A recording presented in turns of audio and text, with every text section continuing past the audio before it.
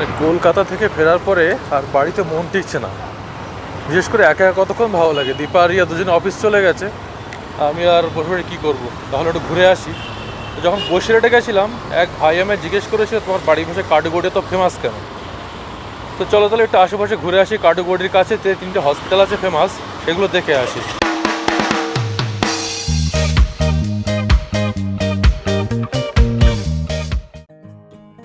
যেসব বাঙালিরা ব্যাঙ্গালোরে চিকিৎসা করাতে আসেন, তাদের কাছে কাঠগড়ি জায়গাটা কিন্তু খুবই জনপ্রিয়, মানে বেশিরভাগ মানুষের কাছেই। প্রধান কারণ থাকার জন্য। কাঠগড়ি যে পট্টিটা রয়েছে বাঙালি পট্টি বলে পরিচিত, সেখানে বেশিরভাগ বাঙালিরাই থাকে। যেমন প্রচুর লজ, প্রচুর বাঙালি হোটেল, বাঙালি দোকান, ট্রাভেল এজেন্সি, সব কিছু মোটামুটি ভালো ভালোই রয়েছে বাঙালি মালিকদের। আরেকটি কারণ হলো যাতায়াত ব্যবস্থা। এই যেমন railway station, Whitefield station, Kadugodi bus station আর Whitefield Kadugodi metro rail station, তিনটে একই জায়গায়। তো সিটির মধ্যে ট্রাভেল করার জন্য রেলওয়ে স্টেশন অতটা দরকার পড়বে না, কিন্তু বাস স্টেশন বা বাস ডিপো যেটা রয়েছে, সেখান থেকে অনেকগুলো হাসপাতালের কানেক্টিং বাস পাওয়া যেতে পারে। এই যেমন ধরা যাক, কাছাকাছি হাসপাতালগুলোর মধ্যে রয়েছে মণিপাল হাসপাতাল, বৈদি মেডিকেল কলেজ অ্যান্ড হাসপাতাল, Saibaba super speciality hospital, MVJ medical college and hospital, এগুলো কাছাকাছি আছে। ওল্ড মণিপাল যেটা রয়েছে HL রোডের ধারে যেটা, সেটা এবং ভারতুর কোড়ির কাছে যে মণিপাল হসপিটাল, ওটা আগে কলম্বিয়া এশিয়া ছিল, এখন মণিপাল নেটওয়ার্কে চলে এসছে। এই দুটো হাসপাতাল যাওয়ার জন্য হোয়াইটফিল্ড হয়ে ম্যাজেস্টিক যাওয়ার যে কোনো বাস, যেমন KBS 1K বা 334E, বা হোয়াইটফিল্ড হয়ে শিবাজীনগর যাওয়ার যে বাস SBS 1K, এগুলোতে যাওয়ার সুবিধা। আবার মণিপাল হোয়াইটফিল্ড যাওয়ার জন্য মেট্রোতে করে পতন্দ্র আগ্রহারা নামলেই হবে, ওখান থেকে অনেকটা হাঁটা পথ, অথবা বাসে করে বিগ বাজার ITPL, ওখান থেকে কাছে। নয়তো টিন ফ্যাক্টরি যাওয়ার ডাইরেক্ট বাস পাওয়া যায়, সেটাতে গেলেও মণিপাল হোয়াইটফিল্ড ওখানে নামা যায়। আবার ITPL হয়ে ম্যাজেস্টিক বা সিল্কবোর্ড যাওয়ার যে কোনো বাসে গেলে সাইবাবা এবং বৈদ্য হসপিটাল পরপর পড়বে, যেমন 335E, KBS 1I, 500F। এছাড়াও আরও অন্যান্য কিছু হসপিটাল, যেমন saint John's hospital, Victoria hospital, NIMHANS hospital, মারাথালির কাছে সাকরা হসপিটাল, এরকম আরও হসপিটাল রয়েছে। এখান থেকে বাসে করে যাওয়া যায় বা বাস চেঞ্জ করে যেতে হয়। কাঠগড়ি থেকে AC বা নন AC দুই রকম বাসই পাওয়া যায়, তবে দূরে হাসপাতাল যাওয়ার জন্য ডেইলি পাস বানিয়ে নেওয়াটা সুবিধাজনক। একটা বাসে সারাদিন যে কোনো বাসে ঘুরে যাওয়া যায়। AC বাস হলে নন AC বাস দুটোতেই চড়া যায়, আর নন AC বাসে শুধু নন AC বাসই চড়া যাবে।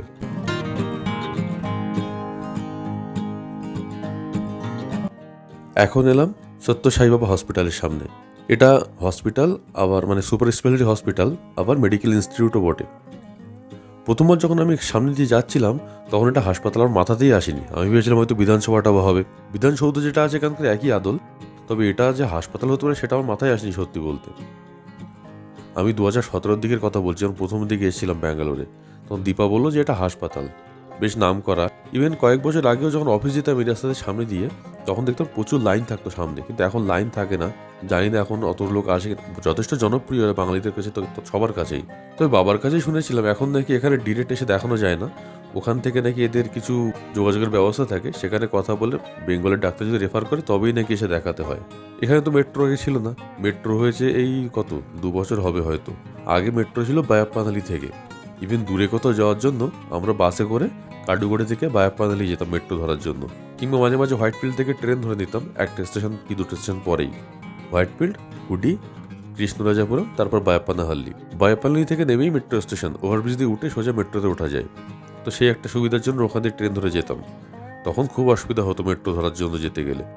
মেট্রো ধরার জন্য বলতে এই যেমন দূরে কোথাও যেমন বনশঙ্করে যেতাম, মানে তখন, এখন আর যাওয়া হয় না মেট্রো হওয়ার পরে, যেমন হোয়াইটফিল্ডে এসছে, তখন খুব যেতাম। বনশঙ্করিতে শিবাজি মিলিটারি হোটেল বলে একটা হোটেল আছে, সেখানকার বিরিয়ানি খুব বিখ্যাত। তো একদিন যাবো আবার, অনেক আগে লাস্ট গেছিলাম। মেট্রোতে সাইবাবার পরেই আসবে নালুরহালি মেট্রো স্টেশন। ওখান থেকে নেমে হেঁটে 5 minute Vydehi medical college and hospital. এটাও কিন্তু খুবই জনপ্রিয় যারা বাঙালিরা চিকিৎসা করতে আসে বাংলাদেশ থেকে বা কলকাতা থেকে। পাশে বাস স্ট্যান্ডও রয়েছে, বৈদি বাস স্ট্যান্ড বললে ওখান থেকে নামা যায়। আর এই বড় করে যেটা Whitefield TTMC bus stand, Vydehi medical college, তার সাথে সাথে ভিতরে বাচ্চাদের একটা স্কুল আছে। এই যে হলুদ বাসগুলো যাচ্ছে, ওই বৈদি ইনস্টিটিউটেরই। এখানে প্রচুর মানুষ চিকিৎসা করাতে আসে। আমি নিজেও একবার চোখ দেখাতে এসেছিলাম, বাবা মাকেও চোখ দেখাতে নিয়ে এসেছিলাম। 40 টাকা কি 50 টাকা দিয়ে একটা কার্ড করতে হয়, তারপরে কনসালটেশন ফ্রি, তারপরে টেস্ট যা টাকা লাগে। চোখ দেখাতে বোধহয় তাও লাগে না। কার্ড আগে থেকে থাকলে তো আমার কাছে কার্ড আগে থেকে ছিল, তারপরে 10 টাকা লেগেছিল ভিতরে। চিকিৎসার মান যথেষ্ট ভালো, কিন্তু যেহেতু কম টাকায় পরিষেবা দেয় তাই ভিড়টা তুলনামূলক বেশি। তো এত বাঙালি আসে, হাসপাতালের একদিকে নামটাই বাংলায় লিখে দেওয়া হয়েছে। না, অবশ্যই ইংলিশে সবাই পড়তে পারবে, তবে যেহেতু বাংলা পেশেন্ট বেশি আসে, অনেক আসে বলতে গেলে, আমার মনে হয় তাদের উদ্দেশ্যে এটা করা হয়েছে।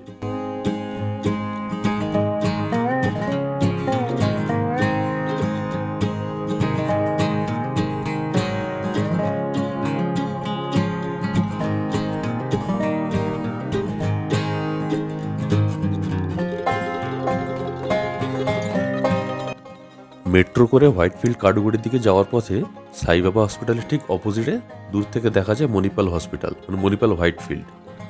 ওটা সামনে দিয়ে যেতে গেলে ওটা নেক্সাস শান্তিনিকেতন শপিং মলের ঠিক উল্টো দিকে পড়ে। ওই যে বলো টিন ফ্যাক্টরি বাসে গেলে সুবিধা, সামনেই নামা যায়।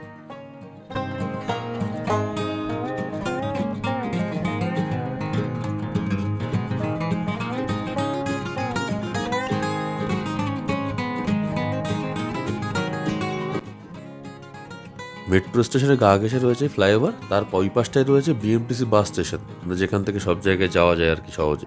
মানে একই জায়গায় তিনটে জিনিস খুব সুবিধার এটা যাতায়াত ব্যবস্থার জন্য: railway station, metro station, bus station. BMTC bus স্টেশনের পাশেই, মানে ফ্লাইওভারের ওই পাশটায় মেট্রো, তার উল্টো দিকে হোয়াইটফিল্ড রেলওয়ে স্টেশন। যদিও রেলওয়ে স্টেশন সিটির মধ্যে অতটাও কাজে লাগবে না, আর কলকাতা যাওয়ার ট্রেনগুলো বা কলকাতা থেকে আসার ট্রেনগুলো সচরাচর এখানে দাঁড়ায় না। একটা ট্রেন রয়েছে হামসাফার এক্সপ্রেস, গুয়াহাটি হামসাফার সম্ভবত, ওটা বোধহয় এখানে দাঁড়ায়। স্টেশনে কিন্তু ভিড় সবসময় লেগেই থাকে বাঙালিদের, মানে যারা চিকিৎসা করাতে আসেন তারা আসার টিকিট তো কেটে আসে, কিন্তু কতদিন থাকতে হবে, কতদিন চিকিৎসা চলবে সেটা তো সবসময় জানা যায় না। তো চিকিৎসা হয়ে গেলে একটু আশেপাশে ঘুরে তারপর ওনারা তৎকালে টিকিট কাটার জন্য লাইন দিয়ে এখানে বেশিটা ভিড় দেখা যায়। এবার একটু মাছের দোকানে এলাম, ভাবলাম বাড়ি ফেরার আগে একটু মাছ নিয়ে ঢুকি। লাস্ট 1 মাস কলকাতায় এত ভালো ভালো মাছ খেয়েছি, সবজি খেয়েছি, ফিরে এসে এখন এই বরফের মাছ কার খেতে ইচ্ছে করে? তবু একটু মাছ খেতে মন চাইছে আজকে। মাছ আসে বৃহস্পতিবারে করে, এখন বরফের মাছই পাবো। আর ভালো মাছ পেতে গেলে শনি রোববার এইচএল মার্কেটে খুব রমরমিয়ে বাজার বসে, প্রচুর বাঙালি দোকানি ওখানে। নয়তো ফ্রেশ মাছ পেতে গেলে আমাদের সকালবেলা যেতে হবে লেকের ধারে, ওখানে যারা মাছ ধরে ওখান থেকেই বাজারে মাছ যায়। তো ডেইলি সকালে ওখানে মাছ ধরা হয়, সকাল 6:30 বা এরকম টাইমে গেলে, 9টা অবধি গেলে পাওয়া যায়। তো এখন তো অলরেডি দুপুর হয়ে গেছে, তো ওখান থেকে মাঝে মাঝে মাছ কিনে নিয়ে আসি, কিন্তু ওখানে কাটাটা ভালো হয় না, ওরা একদম কষাইয়ের মতো করে কাটে মাছটাকে। আর এমনি বাজারের মধ্যে বা বাড়ির কাছাকাছি দোকানগুলোতে, এই যেমন এই দোকানটাতে, এইগুলোতে কাটার আগে আপনাকে জিজ্ঞেস করে নেবে যে বেঙ্গলি কাট না সাম্বার কাট, সেই মতো বললে ওরা কেটে দেয়। আঁশ ছাড়িয়ে ভালো করে ধুয়ে মুছে পরিষ্কার করে কেটে দেয়। কিন্তু মাছের স্বাদটা, যাই হোক, মাঝে মাঝে ভালো মাছ পেয়ে যায় আমরা ভাগ্যক্রমে। কিছু কিছু দোকান আছে বাজারের মধ্যে, ওই যে লেকের কথা বললাম, ওখান থেকে মাছ আসে। এদের মাছ করতে কাছে যাই না, এদের কাছে রুই কাতলা থাকে বড় বড়, আন্ধ্রার কাতলা যেগুলো, নয়তো সমুদ্রের মাছ বেশি থাকে। একদিন তো এসে গোটা একটা আস্ত হাঙর থেকে অবাক হয়ে গেছিলাম, বলে খুব সুন্দর নাকি খেতে। আমার খুব খাওয়ার ইচ্ছা, কিন্তু দীপা কিনতে দেয় না, বলে বাড়িতে সব মাছ ঢোকাবে না। মানে এরকমটা মাছের প্রতি এরকম ডিসক্রিমিনেশন করলে মাছ আর কি ভাববে। বাড়িতে এসে মাছটা ধুয়ে মুছে তেল হলুদ মাখিয়ে ওইগুলো একটু ফ্রেশ হয়ে শুয়ে নিই। শুয়ে এসে ফোন ঘাঁটতে ঘাঁটতে কখন যে আধা ঘন্টা 45 মিনিট হয়ে গেছে বুঝতেই পারিনি। এদিকে সন্ধেও হয়ে এসছে, অফিসের টাইম এগিয়ে আসছে, তাই ভাবলাম মাছগুলো একটু ভেজে রাখি। আজকে মাছ রান্নার কোনো প্ল্যান ছিল না, কারণ ওই যে বললাম বৃহস্পতিবার করে মাছ ভালো আসে, কিন্তু বাড়ি ফেরার পথে একটু মাছ নিতে ইচ্ছে হলো, তাই মাছ নিয়ে এসেছি। দিবাকে আমি বলিনি, ভাবলাম ও অফিস থেকে গেলে সারপ্রাইজ দেবো। তবে মাঝে মাঝে আবার এই সারপ্রাইজগুলো শখ পরিণত হয়ে যায়। এই যেমন কয়েকবার এখন হয়েছে সারপ্রাইজ দেবো বলে আগে থেকে মাছ টাছ কি মাংস রান্না করে রেখেছি। আর ওদের অফিসে মাঝে মাঝে মিটিংয়ে কী হয়, পাশেরই সেরাটন হোটেল থেকে বা ডেন হোটেল থেকে মিটিংয়ের সময় ভালো ভালো খাবারের প্যাকেট আসে, তো সেগুলো বাড়িতে নিয়ে আসে। আমিও রান্না করে রাখি কি রেখেছি, ও দু একদিন রকম প্যাকেট নিয়ে আসে, মাঝে মাঝে ওর ইচ্ছা একটু বিরিয়ানি নিয়ে চলে আসে। তো এরকম মাঝে মাঝে ক্রস ওভার হতেই থাকে। মাছ ভাজতে ভাজতেই আমার অফিসের টাইম এসে গেছিলো, তো আমি অফিসে বসে পড়েছিলাম। তারপরে রিয়া দেখি আজ দীপার আগে অফিস থেকে চলে এসছে।